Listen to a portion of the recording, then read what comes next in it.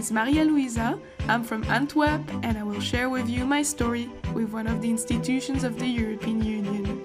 Let's start with the beginning of the whole story. I'm working at one NGO focusing on youth advocacy, helping young people to get heard by public authorities and promote their interests and well-being.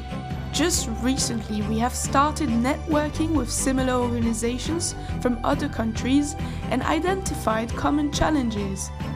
There are quite a few, despite differences between countries. Now, we're working to find solutions to benefit as many citizens as possible. Perhaps some of these solutions will also be common. Since Brussels closed, we were assigned a task to find a partner among EU institutions that are based there. There's plenty of them, so we just needed to find the best fit. Mission possible, we say. And we completed it! It's the European Economic and Social Committee, which has its headquarters in the so-called European Quarter. Let me tell you about my first encounter with this institution. Now, when I first heard the word economic, I mistook the committee with the European Central Bank. Well, it's learning by mistakes, isn't it? Some may say embarrassing, but this is actually one thing I like to do. Always exploring something new, broadening my horizons. The European Central Bank is working to keep prices stable in the Eurozone and making sure that our money, the euro, is not losing its value. It supports economic growth and job creation and helps to ensure that our money stays safe in banks.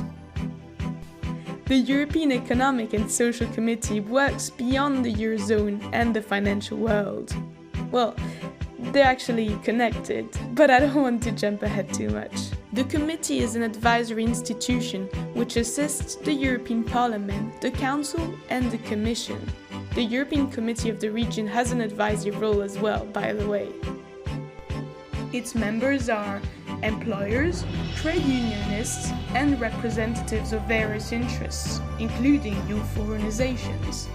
They are appointed for a renewable 5-year term by the Council of the EU on a proposal by member states. Members are divided into 3 groups: employers, workers and civil society organizations, which is the most important for us. Voting takes place at the plenary session, and the committee has several working bodies, sections, commission, observatories and other bodies. The committee works on opinions either on request or from its own initiative. The Bureau provides authorization and then the rapporteur, assisted by study groups, prepares a draft, which is then discussed in sections.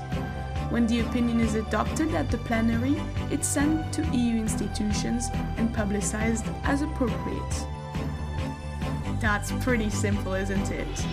Through those institutional opinions, the committee ensures that European policies and legislation tie in better with economic, social and civic circumstances on the ground and with public interest across the EU. It contributes to the development of a more participative European Union, bringing it closer to citizens through an institutional forum for dialogue with organized civil society. It's basically a place for social dialogue at a European level. The committee represents and amplifies a variety of views in public interest, whether they are from remote or metropolitan areas. We are also not lobbyists or big organizations, but the committee or its members are our partners regardless. Actually, in 2 days I'm going to attend meetings with a few members related to the equal treatment of the young people in the labor market.